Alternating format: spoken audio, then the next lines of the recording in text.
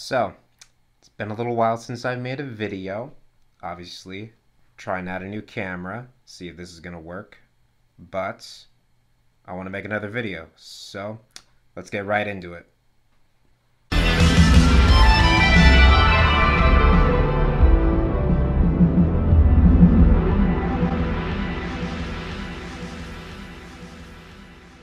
Alright, so this is going to be a review of Rising of the Shield Hero, Volume 13. Not gonna lie, been a little while since I've read it. In fact, it was during the summer when I read it, so I don't remember exactly everything, but I took a few notes from when I did read it, and going over it, I remember why I don't remember very much. I wasn't exactly a fan of this volume, but it does have some critical information, so it's going to be good to go over it again. So, the plot of this volume consists basically of two halves. A B-roll plot that takes up a good majority of the volume itself, and then it rolls back into the normal A plot. So, for continuity's sake, we're going to start with the B plot. And the B plot revolves around the country of Siltveld.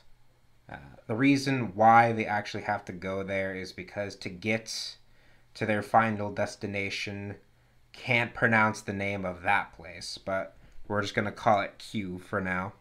I'll throw it on the screen. You'll know why I can't pronounce it. But point is that they have to essentially use Siltveld as a proxy to smuggle their way into the actual country. So the gang arrives, and now Fumi's treated like a god. No, like quite literally, he's treated like the reincarnation of Jesus.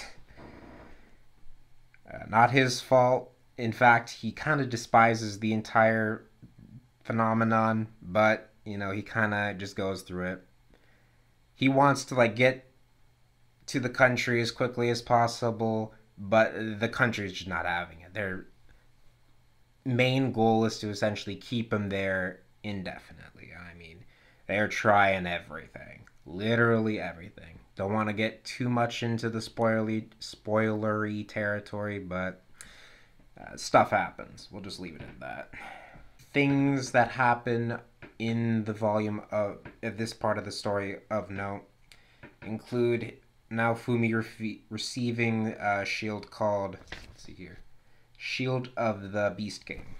Essentially, it's a shield that gives him the power to boost any demi-human or Theranthrope followers in power. So, particularly because of his connection to the village, it's a pretty powerful shield to be having. In addition, we find out that Siltveld is in fact a democracy, which is surprising given literally every single country that they've come into contact with as of yet.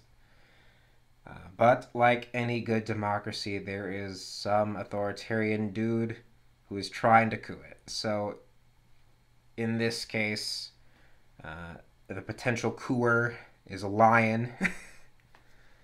And essentially his entire role is saying that Naofumi is a false god. And because Naofumi doesn't want to stay in Siltveld forever, the lion, Kuer, doesn't really take kindly to that. In fact, he uses the situation to try and, take over the country. So what does he do? He tries to poison everybody at this big feast that they were hosting. It ends up not working, and we get a big old fight out of it. Fight wasn't too interesting, personally, for me. But, there is some good character development between the two tiger siblings. Particularly Fowl, he, gets his whole, third generation, I don't even know what you call it. I'd call it beast mode for right now. He gets a beast mode transformation, and he beats the lion guy. And we also find out that the Claw hero, whoever they are, apparently they're the strongest hero from Siltveld. They're nowhere to be found. So by this point, it's fairly obvious that Either the 7-star heroes are not reliable or they're just getting taken out one by one, and we're going to see where that goes. So all of this leads to now Fumi gaining full support from Siltveld. So this rolls into the main plot of the story, which is them getting to the Japanese style country to take out their leader. So the gang rolls back to the village, they pick up Isaki, and then they roll back out there to invade the country of sorts.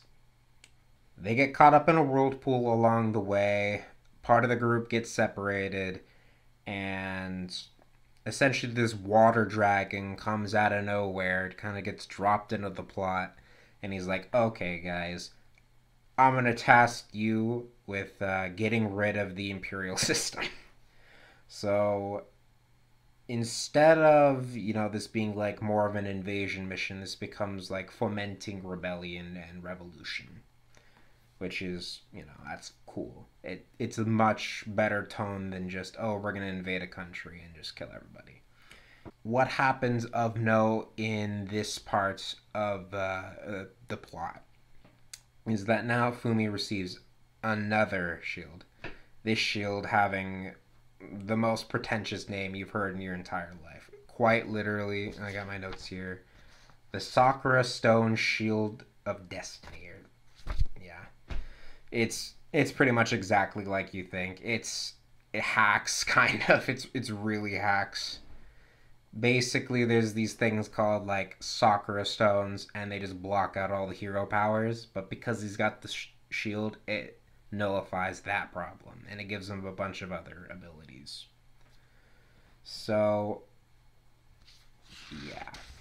One more fight after that occurs, and it basically leads to Raftalia coming through with her katana, taking out a bear, and the revolution hath begun. So overall thoughts of this volume, personally, as I've stated before, I believe, not my favorite volume.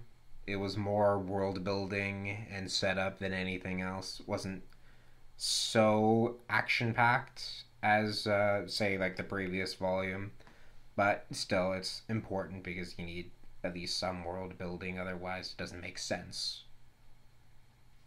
But other than that, I would say, looking forward to the next volume because I have read that one, and personally I found that one to be much more enjoyable. So until then, stay safe and have a good day.